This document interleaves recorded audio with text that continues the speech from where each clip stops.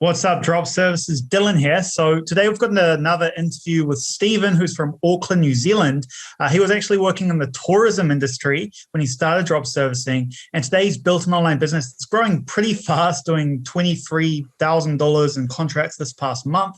And he's going to tell us about his journey so far. So good to have you here, Stephen. Yeah, awesome. No, thanks for having me, Dylan.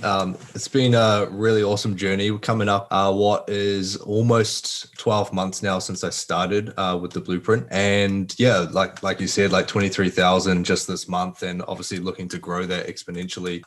Where I kind of started was basically I was working in tourism, as you mentioned, and things didn't pan out the right way, and so kind of about halfway through the year, I was subject to losing my job to that. But at that point, I was already about 4 months through with the blueprint, and it took me around about 5 weeks to get my first sale. With that, it was kind of at the time I learned to build up a whole lot of patience, really, like patience, but also persevering through times where, some days you just might not get any leads or anything like that, and it just might seem a little bit dull. But and other days, you do get a call, and you treat those calls in a way of like practice each time. Even if you don't get that sale or the client will close it, you kind of ask yourself what you can do better next time. So even just getting someone on a call was, in my way, a sense of achievement throughout that time before I was able to get a sale. And then, after the first sale, it was a good one as well. I think from memory, it was around about $5,000 or $6,000 And I kind of took that. And for me, in one sale, it was like, wow, that's quite a lot compared to now. It's a little bit different. But at that time, I was like, wow, how can I take this and reinvest it and try and scale it and everything like that? And I was obviously in the group, and I was asking the questions about how to,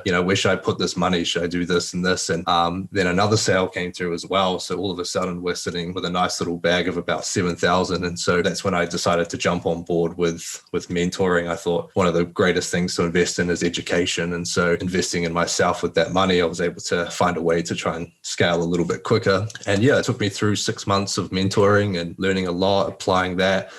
Some of those months, would be what we call bad months, and then other months were good months. So it's always like a bit of a roller coaster at times. I think that's for anyone that owns a business, you're going to have those kind of things. But eventually, like within your first year, it's the hardest. And now coming out of it, it's definitely been good. Awesome.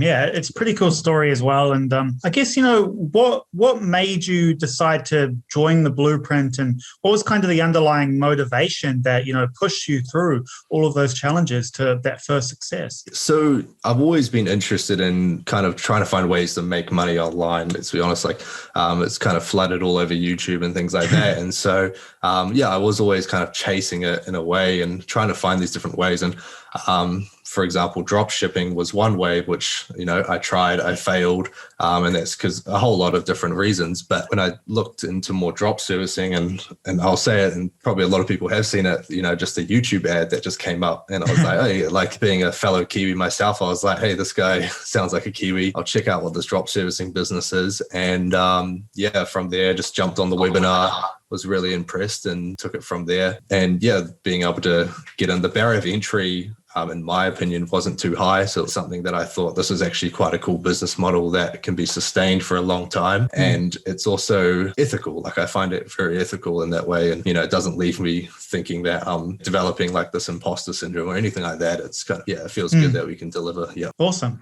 Yeah, that's really interesting. And I think that's similar across everyone that does make that jump. They already kind of have that motivation, that desire to build their online business. And once you jumped into the blueprint, what were your initial impressions as you went through, the content, coaching, and community? Initial impressions, I was pretty excited at first, being able to see, like I said, I've tried all these different ways of making money online, joined different groups and things like that. And to be fair, a lot of groups just seem to kind of die out pretty quickly. And jumping into the group, I was able to see that a lot of people were being active. And in fact, I was really impressed with yourself being active, just to give you a little praise there. Like I was actually kind of surprised. Yes, that community was great. And then obviously the course in terms of a complete overview, hands down, like it's a lot. I can probably say I still haven't really finished the course. There's still a lot of videos in there that I've still yet to watch as I look to develop my business more. What I'd have to say is, to be fair, like you can try and go and do it yourself or anything like that. But again, if you